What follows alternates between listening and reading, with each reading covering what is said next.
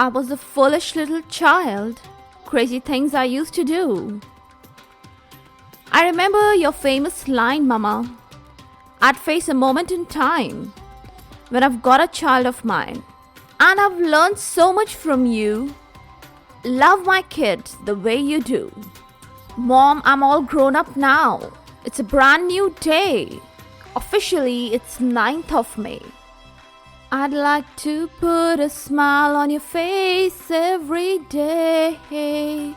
You know you are the number one for me. You are the number one for me. You know you are the number one for me. Oh, number one for me. That's the hymn for all the mothers, mine, yours and everyone's, as sung beautifully by Maher Zain. Welcome all to Is Pharmacology Difficult podcast.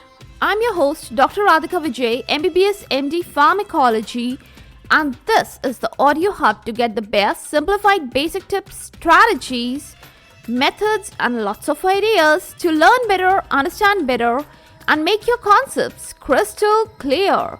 If you really find and if there's a question hovering in your minds, is pharmacology difficult? Lend me your ears for a while and let in the magic of knowledge.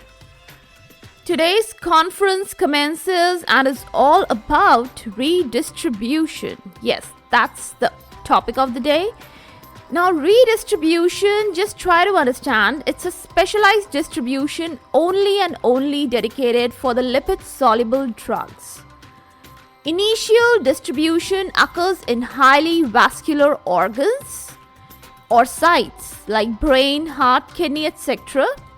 Next, drug may get distributed to less vascular tissues, which are quite bulky in nature, like fat, lean tissues, muscles, etc.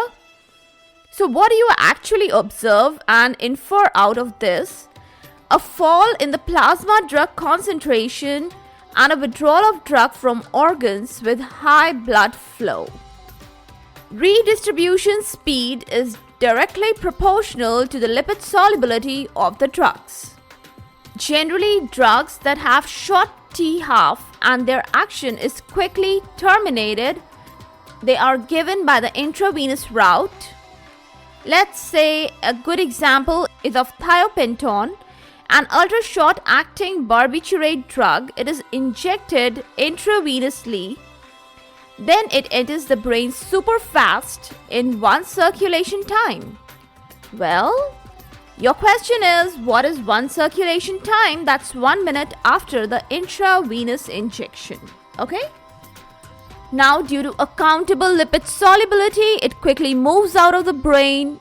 Then the redistribution occurs in muscle, fat, etc.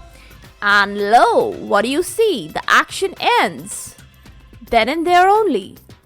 Now that is a result of the rapid wiping of the drug from the brain and then its redistribution to the lean tissues, muscles, fat, etc.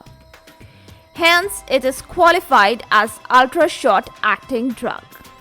Got it?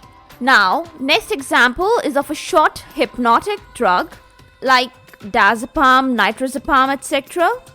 The action of these drugs, they may last only 6 to 8 minutes.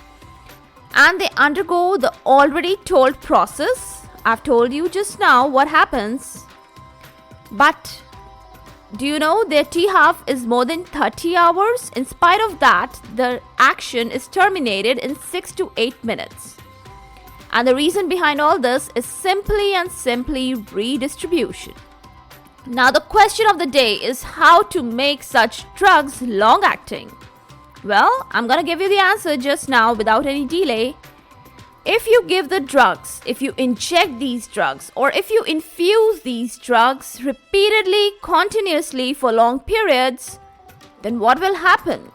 The low blood flow but high capacity sites or organs, they will eventually be saturated or they will eventually be filled up with these drugs, and the drug will become automatically long-acting. Well, that was the whole long story short for the weekend. Yes, you know, I don't bother you too much on weekends. because that's my rule. It's the blessed day, nothing more fancy, simply a 3-lettered word, bye. Hope you all had a good time this weekend. For all the updates and latest episodes of my podcast, please visit www.pharmacologydifficult.com, where you can also sign up for a free monthly e-newsletter of mine. It actually contains a lot of updates about the medical sciences, drug information, and my podcast updates also. You can follow me on different social media handles like Twitter, Insta, Facebook, and LinkedIn. They all are with the same name, is Pharmacology Difficult. If you are listening for the first time, do follow me here, whatever platform you are consuming this episode. Stay tuned, do rate and review on iTunes, Apple Podcast. Stay safe, stay happy, stay enlightened. Thank you.